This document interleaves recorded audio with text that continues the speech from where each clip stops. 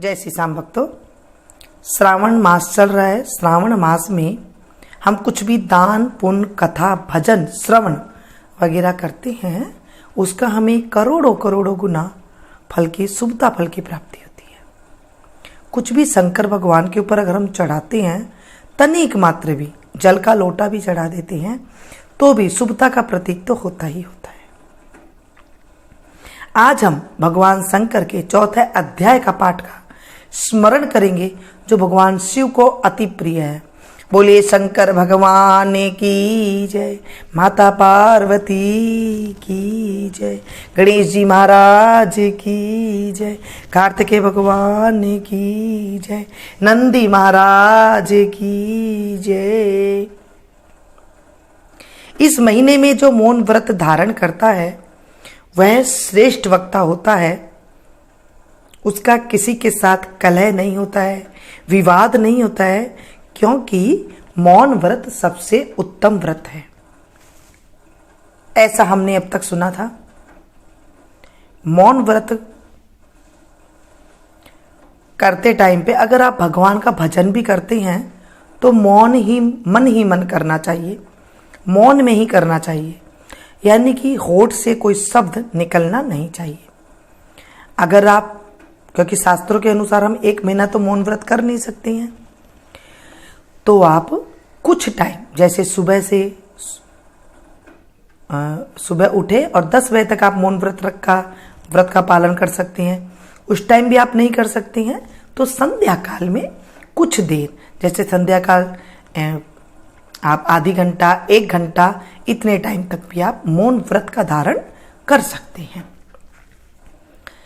अब आगे ईश्वर सनत कुमार जी बोले, हे सनत कुमार,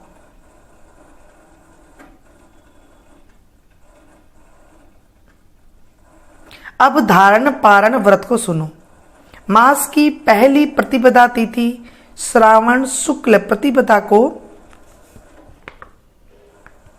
पुण्याह वाचन कर धारण पारण व्रत का संकल्प करें। एक दिन धारण दूसरे दिन पारण करे। धारण में उपवास तथा पारण में भोजन कहा गया है। व्रत करने वाला प्राणी मास की समाप्ति में उद्यापन जरूर करे। अगर उद्यापन नहीं करते हैं तो उसका फल हमें नहीं मिल पाता है जितना मिलना चाहिए।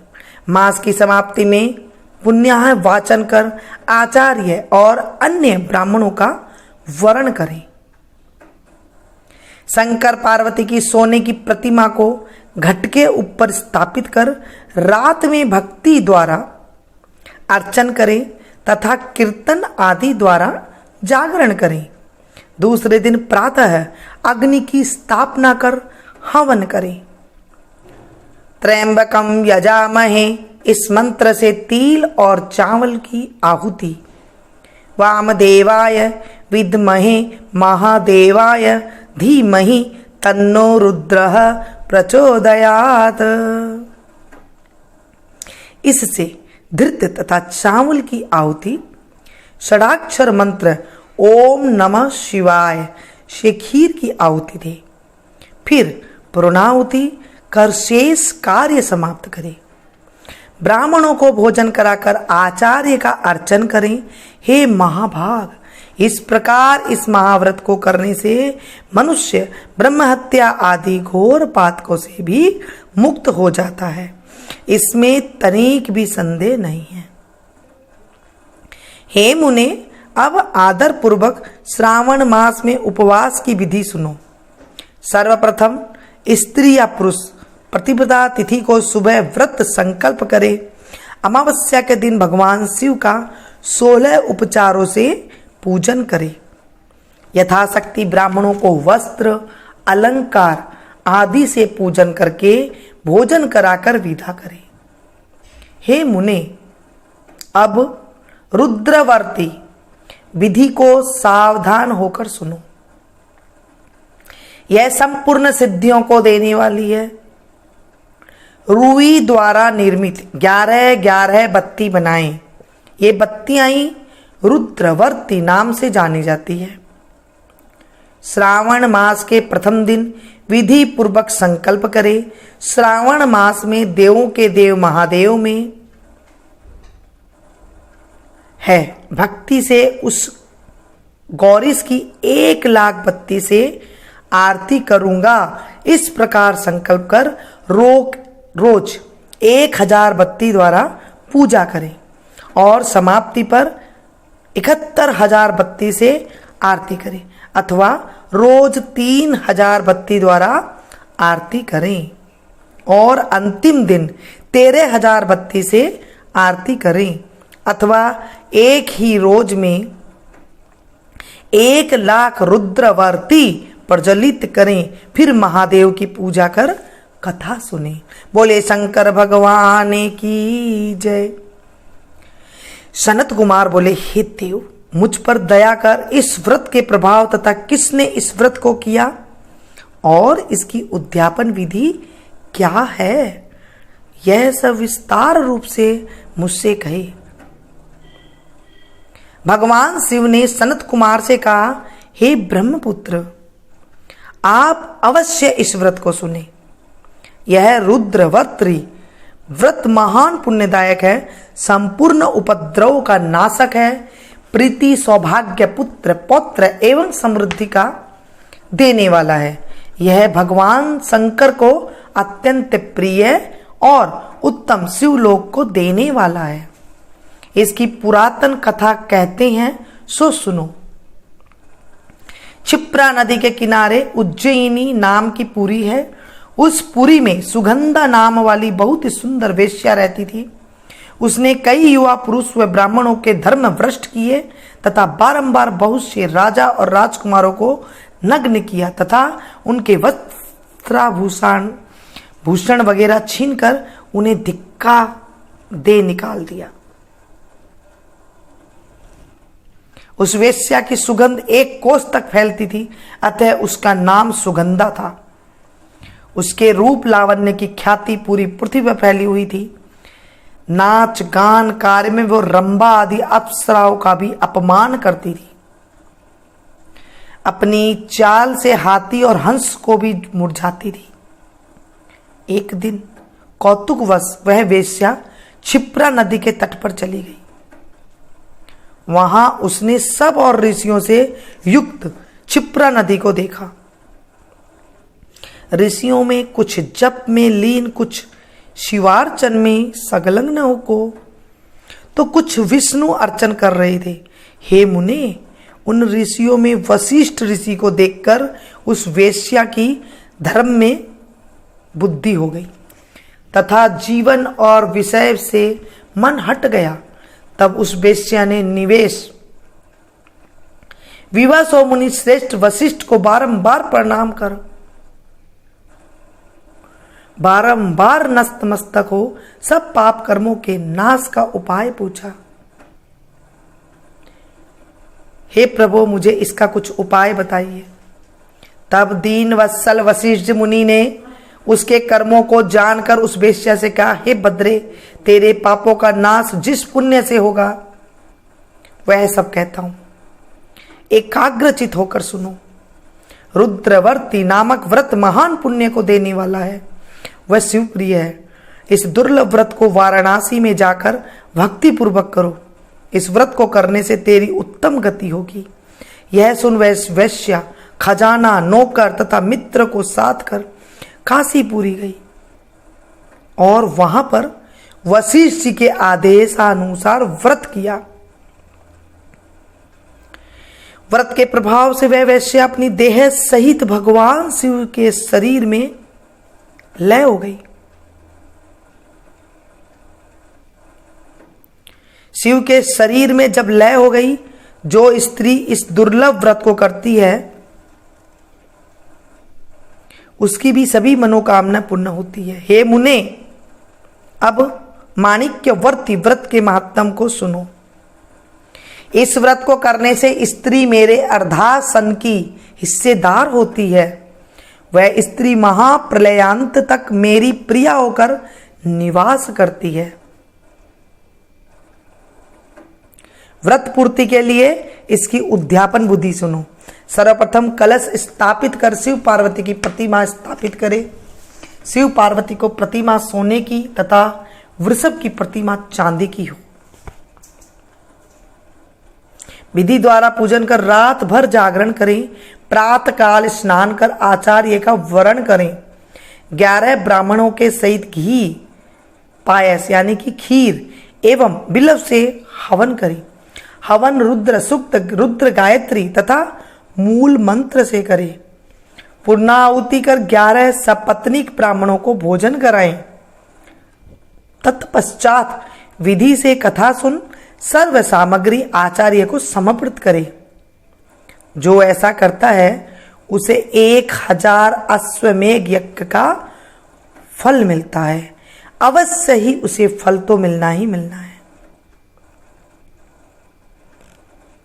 बोले शंकर भगवान की जय, माता पार्वती की जय। नमः शिवाय हरि नमः शिवाय, हर हर बोले नमः शिवाय, नमः शिवाय हरि नमः शिवाय, हर हर बोले नमः शिवाय।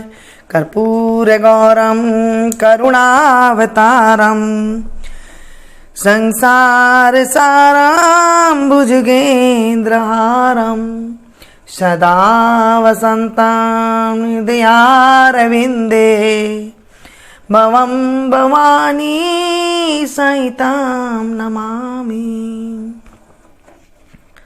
शीश गंग अर्धंग पार्वती सदा विराजत कैलासी, नंदियो भृंगी निरत करत हैं गुण भक्तन शिव के दासी।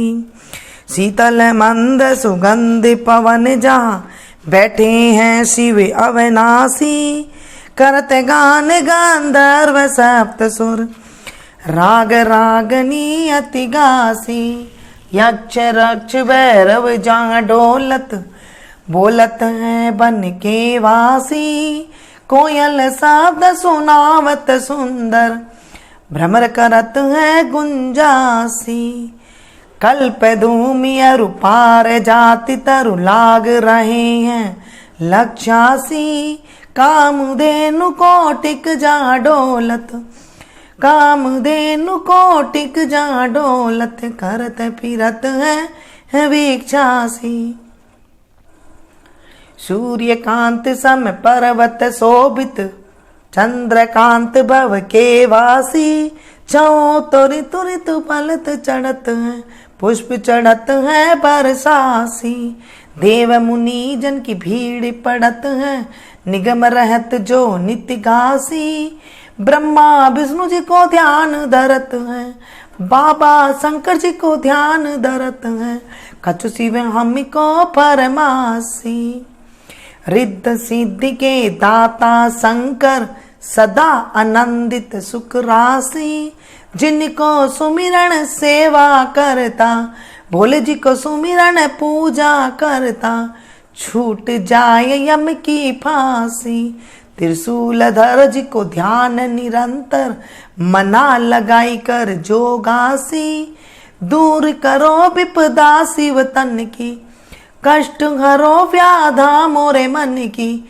जन्म जन्म शिव पद पासी, कैलासी काशी के वासी बाबा अविनाशी मेरी सुध लीजो। सेवक जान सदा चरणन को, पायक जान हरि दर्शन को। अपनो ज्ञान कृपा कीजो, आप तो प्रभु जी सदा सयानी बाबा। अवगुण मेरो सब ढकियो, सब अपराध क्षमा कर शंकर।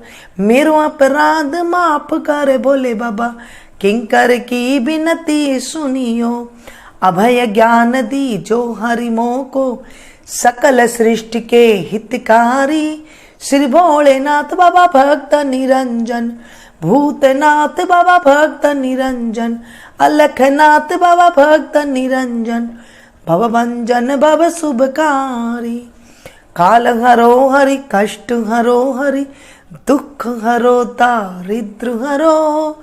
नमामि शंकर भवानी बोले बाबा, नमामि शंकर भवानी बोले बाबा, हर हर शंकर आप शरणम। सेवा पूजा बंदगी सभी तुम्हारे हाथ, मैं तो कुछ जानू नहीं तुम जानो रघुनाथ। सिंह चढ़े दुर्गा मिले, गरुड़ चढ़े भगवान, बैल चढ़े शिव जी मिले, पूर्ण होए सब काम। सदा भवानी दायिनी सन्मुख रहत गणेश, पांच देव रक्षा करे, ब्रह्मा विष्णु महेश। बोले शंकर भगवान की जय। तमेव माता च पिता तमेव, तमेव बंधु च सखा तमेव, तमेव विद्या द्रविणं तमेव, तमेव सर्वं मम देव देवम्। पापहं पाप कर्महं पापात्मा पाप संभवो, त्राहि मां पार्वतीनाथो सर पापो हरो हरो, त्राहि मां पार्वतीनाथो सर पापो हरो हरो, त्राहि मां पार्वतीनाथो सर पापो हरो। सांब सदा शिवान। हे त्रिगुणापति, मेरे 3 जन्म के पाप को दूर करना। हे प्रभु, आज हमने आपके श्रावण मास के महात्म का स्मरण किया है। इस स्मरण मात्र में, हमारी पूजा मात्र में अगर कोई गलती हो गई हो, तनिक मात्र भी गलती हो गई हो, हमें क्षमा करना। अधूरी है तो पूरी करना, पूरी है तो स्वीकार करना। इस कथा को जो सुने सुनाए, हुंकारा भरे, उनके जीवन से भी करोड़ों गुना फल की जो पाप है उन्हें दूर करना और शुभता फल की प्राप्ति देना। कथा हो, महात्म हो, कुछ भी हम सुनते हैं अकेले कभी भी नहीं सुनना चाहिए। या तो आप किसी को सामने बैठा लें, या फिर जैसे आप सुन रहे हैं तो आप इस तरह से सुन सकते हैं।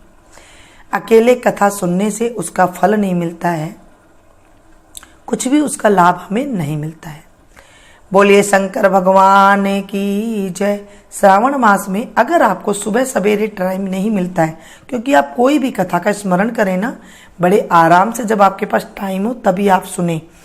जब हम मन से एकदम आराम से सुनते हैं तो हमारा मन भगवान के प्रति लगता है। जब हम जल्दी से ताड़ तबड़ में करते हैं, जैसे सुबह सवेरे काम होता है बच्चों को, या फिर घर में किसी को जाना होता है दुकान वगैरह में, हस्बैंड वगैरह को, तो हम क्या करते हैं, जल्दी करने लग जाते हैं। वैसे नहीं करना है। या तो सुबह सवेरे आप उठ करके, अगर 4 बजे उठते हैं, अगर आपके पास एकदम से अच्छा टाइम है तो आप सुबह सवेरे सुन सकते हैं। नहीं तो जब भी दिन में आपके पास टाइम है, 10 बजे काम करके फ्री होते हैं, शाम तक, प्रदोष वेला तक, रात तक आपके पास जब भी टाइम हो आप कर सकते हैं। महादेव की पूजा हम रात को भी करते हैं, कर सकते हैं। तो इनको आप स्मरण करके लाभ उठा सकते हैं। यानी कि अगर हम कुछ भी नहीं कर पा रहे हैं, क्योंकि शरीर सबका अलग अलग है, कई बार किसी के शरीर में कुछ बीमारी वगैरह भी हो जाती है, या ऐसे भी नहीं कर पाता है, कोई जॉब वगैरह करते हैं नहीं कर पाता है, तो भगवान शिव को, त्रिगुणापति को आप अगर कथा का स्मरण सुन लेते हैं ना, तो भी हमारे जीवन के 3 जन्मों के पाप नष्ट हो, ऐसे हमें कहना चाहिए। लास्ट में हमें क्षमा याचना मांगनी चाहिए, उससे जो है हमें फल की प्राप्ति अच्छी होती है। बोले शंकर भगवान की जय, माता पार्वती की जय, कार्तिकेय महाराज की जय, गणेश जी महाराज की जय, नंदी महाराज की जय।